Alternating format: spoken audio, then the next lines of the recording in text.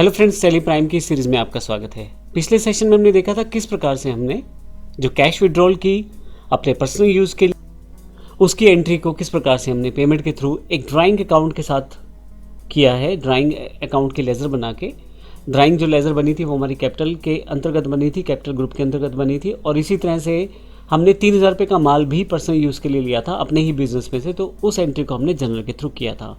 तो 8,000 रुपये जो हमारे हैं वो ड्राइंग में दिखाए जा रहे थे कैपिटल से लेस करते हुए।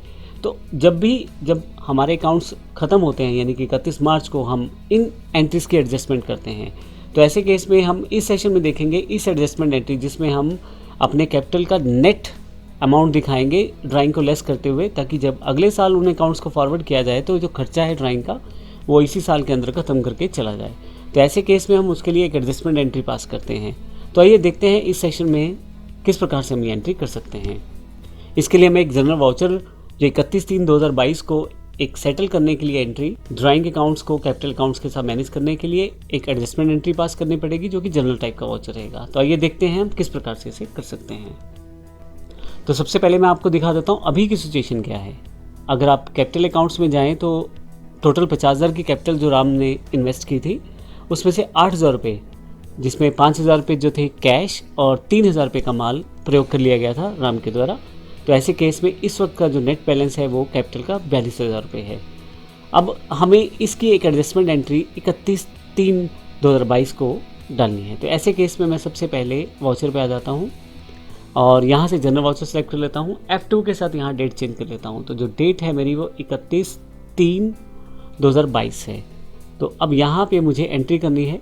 इसके लिए सबसे पहले मैं जो एडजस्टमेंट एंट्री है उसमें ड्राइंग अकाउंट्स को सेटल करने के लिए अपने कैपिटल अकाउंट के साथ कैपिटल अकाउंट को डेबिट करूँगा। कितनी अमाउंट से डेबिट करूँगा? जितनी अमाउंट से मेरे पास ड्राइंग अकाउंट खड़े हुए हैं, 8,000 रुपये से, और ड्राइंग अकाउंट्स को यहाँ पे मैं क्रेडिट कर दूँगा। अब आप देखेंगे कि यहाँ पे इस सेटलमेंट एंट्री के बाद ड्राइंग यहाँ पे 0 दिखाई जा रही है, और फाइनली मैं इस एंट्री को एंटर करते हुए यस कर देता हूँ। आइए अब देखते हैं इसका डिफरेंस क्या रहता है। अगर मैं यहाँ से बैलेंस शीट पे आऊँ तो कैपिटल अकाउंट 42,000 रुपये है, लेकिन यहाँ पे किसी भी तरह की ड्राइंग एंट्री अब नहीं शो की जा रही, क्योंकि उस अमाउंट को हमने कैपिटल अकाउंट के साथ ही एडजस्ट कर दिया है। तो अगले साल जब हम बैलेंस दिखाएंगे या बैलेंस फॉरवर्ड करेंगे, उस केस में नेट कैपिटल का बैलेंस ही वहाँ पर फॉरवर्ड किया जाएगा। तो इस तरह से हम ड्राइंग के साथ एडजस्टमेंट एंट्री कर सकते हैं।